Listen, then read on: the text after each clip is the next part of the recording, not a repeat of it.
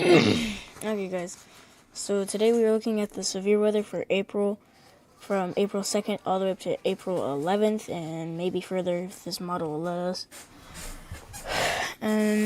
So we're going to look at our first storm on April 2nd, which starts out as a squall line that moves down south, east. Maybe it just updated, but,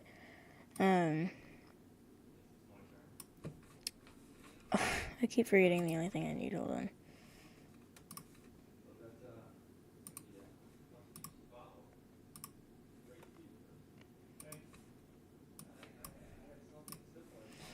So the severe weather squall line will start between here and end up here within the same day, and it will start to dissipate right here or right here. All of this area will probably have all of this area right here will probably have a lower chance of tornadoes. This area right here or further out will have a higher chance of tornadoes because the severe weather is way higher there than down south. Whenever the imagery is showing a squall line, usually there's a lot of moisture that is being pushed up, which you can actually see by all these little arrows. Now it does change direction up here, and then the cold air is actually pushing down right here and kind of spiraling back up, which can actually create smaller storms and even more of a bigger squall line. You can actually see these smaller pockets of storms right here off to the east of the squall line, or southeast for this area. It's even forming in the Gulf of Mexico. These ones are probably going to hit Florida. Nothing will be very severe in Florida. So as we play this through, it does really weaken right here. Like, most of this area will be barely affected by rain, really at all. These are like the main storms, like right here. And then this is the main larger storm, which actually pushes itself north, including these smaller pockets, which are still forming. These could actually form another squall line. Right here, these could actually form another squall line if we are unlucky. You can actually see where it can, because the wind directions right here. This is going that way. These ones are going that way. And these ones are going that way. And these ones are going like that. So something right here could happen soon. There's still a lot of moisture being pushed up from the Gulf of Mexico, as right here as it kind of curves back down, so nothing much could be formed right here unless if the temperature and everything is high, which it is. It's always going to be high until fall and winter. Our main why does it do that? Our main concern is over here. From earlier, the squall line was stronger for Dallas, of course. It was more west of Dallas, and a smaller storm up here, and then another one right there. So this could still actually be a squall line for these areas if it does move down, which it seems that it dies okay, so y'all can kind of see that it does form a squall line right here. It reforms. All of this is just kind of extra scud that's being pushed up into this main storm right here. All of this is just where the main squall line is trying to reform, and then it's going to form within this area. So there's obviously something going on here that is pushing all this moisture up and then shoving it into a line that could form storm structure right here, or possibly higher cape, or stronger winds or inflow, or higher moisture levels, which is what we're probably going to see because of all of these lines that are, pointing upward, and these colder airs that are trying to form into the storms. So this is kind of what we're seeing, is that some of these are facing random directions, but this is also 132 hours into the future. Now let's look at October 7th, or April 7th, not October. So April 7th is kind of weird. It begins at a very late in April 6th, And you can see that there's a lot of extra moisture that's being pushed up by extremely strong winds. It starts to really, the winds start to really strengthen more up toward the Galveston coast and Louisiana. That's why we are getting more of these storm structures, is because we have cold air, hot air, moisture, and a lot of it, and a lot of wind like this right here. Now, I will show y'all the map for the moisture on this one because the other one wasn't as good for moisture. So let's look at the 500 millibar area. Yeah, so this is, I think, like 1 or 2, no, it's like 1,500 feet, I'm pretty sure, or like 1,000. You can see that there's a lot of moisture in the air. This is low moisture, and you can see where that squall line is. There's very high moisture in these areas, and this is where the storms are, except for up here. This is just extra moisture in certain parts, including right here. This is actually a low-pressure system, which you can actually kind of see the dynamic of it. It is spinning counterclockwise, or the opposite of clockwise. I'm pretty sure that's what it means.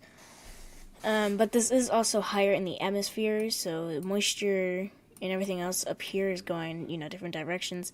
We're getting a lot of Pacific moisture, and Mexico hot air, or more south hot air, I guess, from all the way down south, from below Mexico or on Mexico, because I know Mexico sometimes gets pretty hot, so I feel bad. It gets to 90 whenever it's winter. Like, come on. So Texas is our main threat for severe weather, and including Tennessee, Kansas, Iowa, parts of Ohio, I think, parts of Alabama, Louisiana, Texas for sure, Oklahoma, even Kansas, maybe Colorado, parts of New Mexico, because some of the storms do form more like up here and then go down southeast, or more like this. Oh my god, whatever. So there's a lot of moisture that is higher up in the air. Now we can go even higher. Let's go up to 700 relative humidity. You can still see that it's decently high, especially for this squall line that is formed right here. For the squall line that's formed here in the smaller storms that are forming down south, you can see that there's actually a wall of dry air all right here. This is why there's no storms over there. There is a chance of storms right here, though, into Texas, and especially from Kansas, Oklahoma, and down to Texas, almost to Mexico. Actually, to Mexico. You can also have some in Colorado, Kansas, which is really high right there, and parts of Mexico and Arizona. So we also have a really strong rotation right here. I doubt this was going to happen, but there could be a low-pressure system or something pushing into Florida and Alabama, actually, so, yeah.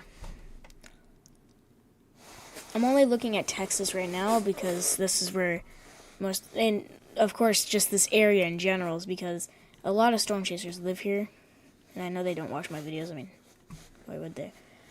So, yeah. They, are always tracking storms down here, so this is why I'm looking down here as well for myself, because, yeah. So let's look at 850. You can actually see that the moisture level right here is actually higher than the 700, which is, oh wait, no, they're actually kind of even, to be honest. Like, they actually look even. Oh no, wait, is this 850?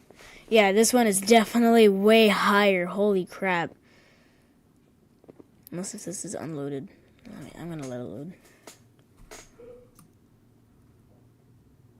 Oh yeah, it's no, it's still not loaded. No.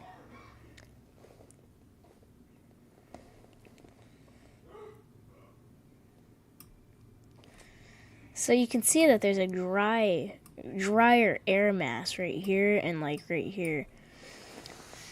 So this is where we're going to probably get our squall line, is because of this big dry air mass coming all the way from Mexico all the way to Colorado and Kansas and Oklahoma and Texas, of course. They're in New Mexico.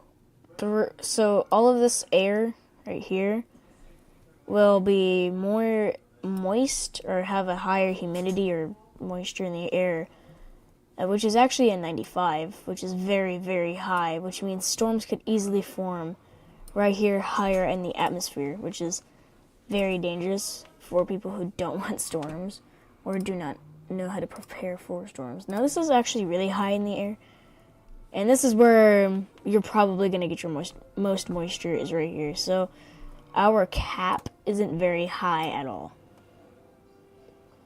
I look here, Dallas, Houston, Galveston, New Mexico, maybe.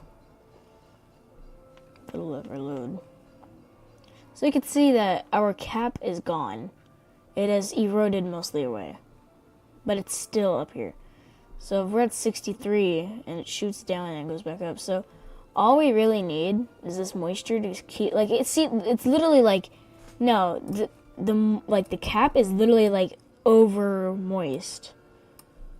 Like, it's actually more wet in the atmosphere than the ground at this time. But this is also very late. This is 252 hours away from now.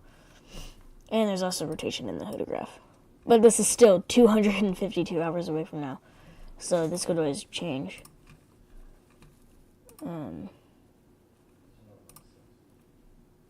So, yeah.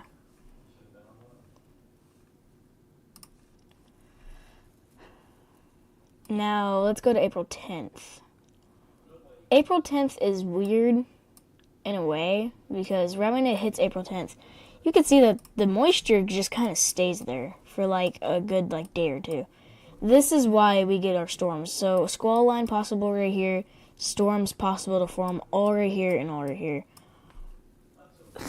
Now, this is where our main problems are going to be. Tornado, okay, so I'm just going to kind of draw the map. Highest tail points are going to be over here and over here, but tornado points are going to be more like toward the coast, and like if we get really unlucky, then it'll be higher up north, or this third line is unlikely, this second line is likely, and this is this is chance.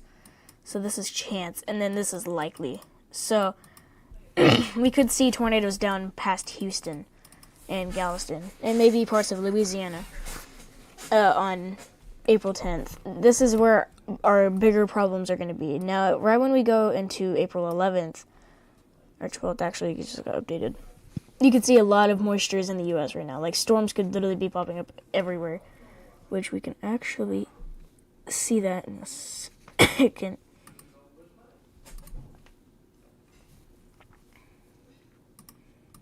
Fudge, I forgot how to run this. Oh, wait. I think it's right here. Nope. Oh, freezing rain accumulation? Oh, I don't think that would ever load. But okay. No. Fudge, where did it go? Oh, simulated reflectivity. Okay, so this is what we're seeing. Okay, well, things for April 7th are going to be pretty strong for different parts. I have to redraw my map then. So everything to April 8th is dangerous, and then everything to April 12th. See, this is where our moisture is for April 12th. That's why I was saying there's going to be a lot of storms. So I'm going to end the live stream here. This was going to be a very short live stream anyways. I hope whoever was watching, or not watching, or whatever, who watches in the future, hope y'all enjoyed. Please like and subscribe for more updates for April, May, and the rest of the time I'm alive, or doing storm chasing videos at least. So